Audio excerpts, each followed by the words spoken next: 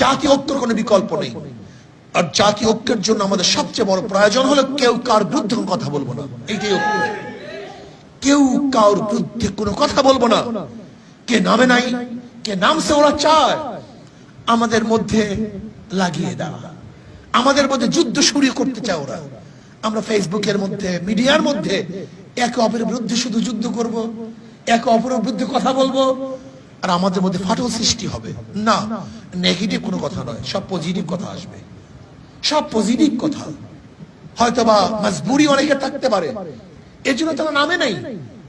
আজকে নামে নাই, কালকে নামবেন এর গ্যারান্টি আছে? কালকে নামে নাই, পরশু আপনার সাথী হবে না, এর কোনো গ্যারান্টি আছে? কাজে কোনো অবস্থাতেই কেউ কার বিরুদ্ধে কোনো বক্তব্য করবো না। সবাই আমাদের সহপাঠী। মনে রাখতে হবে, সবার যুদ্ধের কৌশল এক নয়।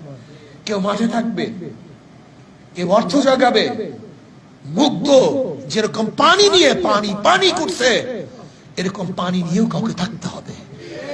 কাউকে হসপিটাল ঔষধ নিয়ে অপেক্ষা করতে হবে, কাউকে সেবা করার জন্য ব্যান্ডেজ নিয়ে দাঁড়িয়ে থাকতে হবে, আবার কাউকে আশ্রয় দেওয়ার জন্য গাড়ি নিয়ে অপেক্ষা করতে হবে। কাজে সবাই আমাদের যুদ্ধের অংশীদারি, সবাই আমাদের পার্ট। যারা দোয়া করবেন তারা আমাদের পার্ট, যারা আমাদের শুভাকাঙ্ক্ষী তারা আমাদের পার্ট।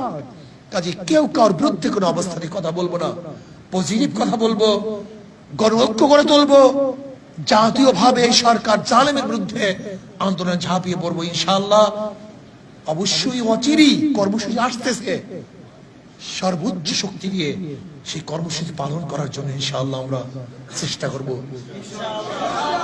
আপনাদের মতামত আমাদেরকে পেশ করবেন, শ্রদ্ধা ভরে আপনাদের মতামতকে আমরা গ্রহণ করব।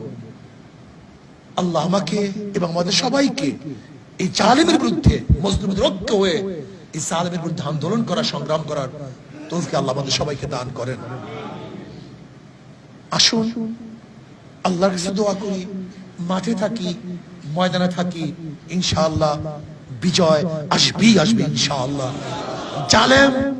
জালেম এদেশের মাসনাদ থেকে বিদায় হবে ইনশাআল্লাহ। আমরা সেই দিনের অপেক্ষা আছি, যেই দিন সমস্ত জনগণ তাদের টাকার গণভবন দখল করবে, সেই দিনের অপেক্ষায় আমরা আছি। আল্লাহ আমাকে এবং আমাদের সবাইকে সেটা স্বচক্ষে দেখার তৌফিক দান করেন।